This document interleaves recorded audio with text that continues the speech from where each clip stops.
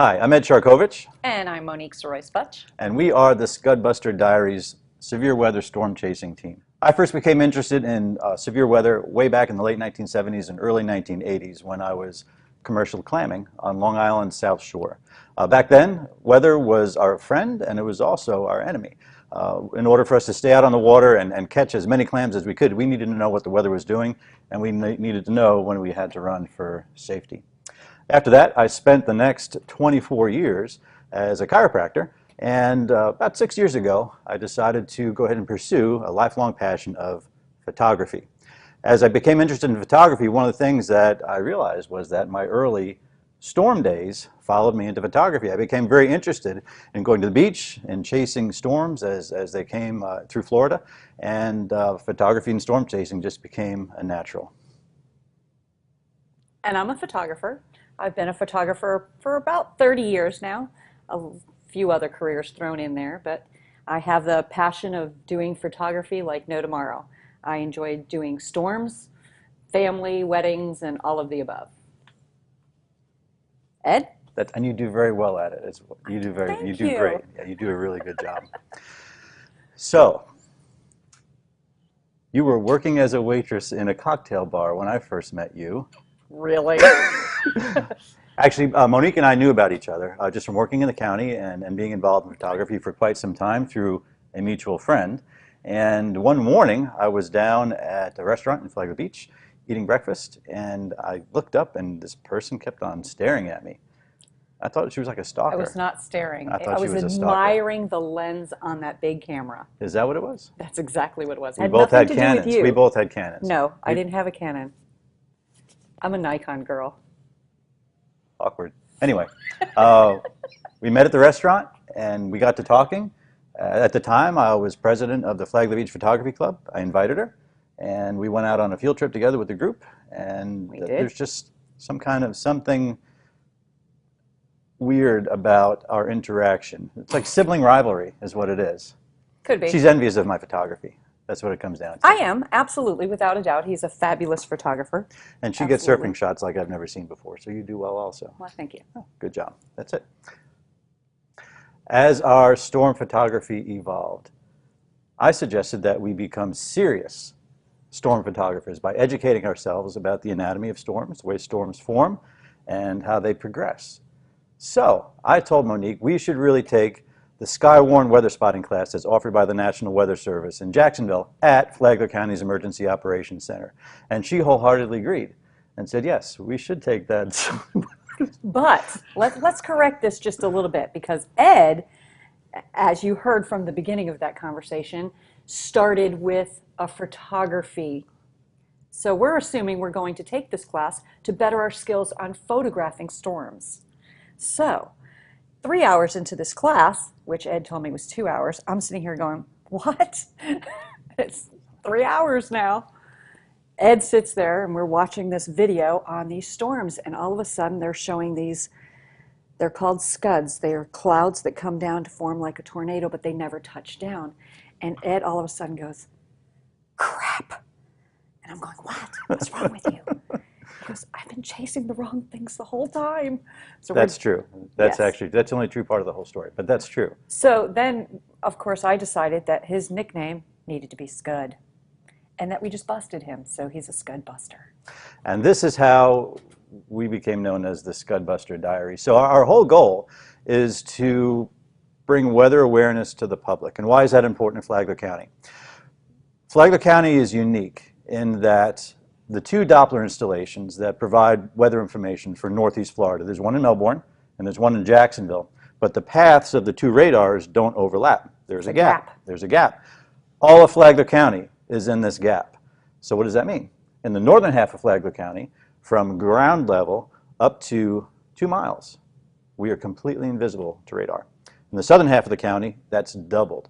So the problem with that is that you have a lot of low-level storms that come into the area that come in under the radar, and because of that, we don't always know what's happening. It's not a flaw in technology, it just has to do with the spacing of the radar installations. So because of that, the two of us decided to go ahead and organize our efforts in conjunction with a couple of other photographer friends of ours, and we decided that we would storm chase for public safety and be the eyes and the ears and the documenting factors for the gap. So here's what happens when a storm approaches Flagler County.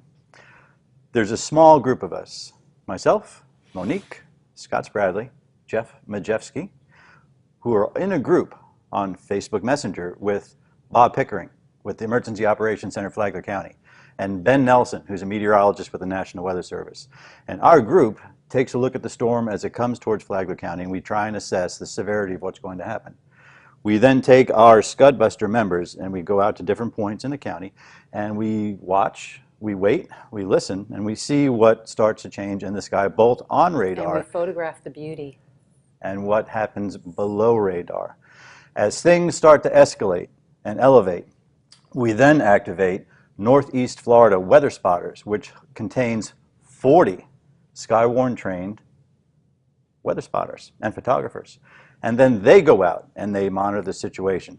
The ones that can go out into the field do so. The ones that can't actually have our backs by looking at radar, looking at statistics that's put out by NOAA and the National Weather Service to not only help us with data, but to keep us safe. We're very excited this year to have our Scudbuster Diary group affiliated with the Flagler County Emergency Operations Center through REACT. REACT is a volunteer group of citizens that provide a radio network, they provide ground support, and they participate in Skywarn, the National Weather Service's Eyes in the Sky program for severe weather. And anytime there's a large storm that comes into the area, REACT will activate. They will elevate our Skywarn preparedness level from 0 to 6 for the worst weather, and we're one of the ones that get called up, which is very exciting. So if we see that there's a storm coming our way, We have and toys. if we hear that severe weather is coming towards us, we now have two ways of going out into the field and being able to get information and report information for exactly what's happening on the ground. And we talked about the gap. With the gap, you don't always see on radar what's happening, but when we're out in the field, we can go ahead and report directly. React 10 WQXA 621 to React 1. React 10, this is React 1. Go ahead. Bob Pickering at the Emergency Operations Center does an awesome job of providing on-the-ground support to us, giving us moment-to-moment weather reports from the National Weather Service and from Flagler County's own radar system. So, a storm comes into the area. We head out into the field. One of the first things that we use is An anemometer. an anemometer. An anemometer measures wind speed. It also measures temperature and humidity, all through Bluetooth connection to the smartphone. And we get readings on here that tells us exactly what's happening on the ground, and we report that back to Skywarn through Flagler County's Emergency Operations Center. A portable weather alert radio. This way we get messages directly through the airwaves from the National Weather Service in case our communication with our cell phones go down. Canon camera, or Nikon. to record things both artfully and scientifically. I'm in for it for the art. Trust me. She's in for the art. He wants to be a weatherman. I really don't. Yes, he does. I really don't. The things that we report on, very important. Number one, funnel clouds, rotation inside of thunderstorms. Hail, the size of hail. Damaging winds, anything over 40 miles an hour. Flooding. Flooding. Flooding can be water covering the roadways. It can be nuisance flooding for people that live on canals in the C-section and other parts of Flagler County. Water coming into the backyards Fire. is reportable.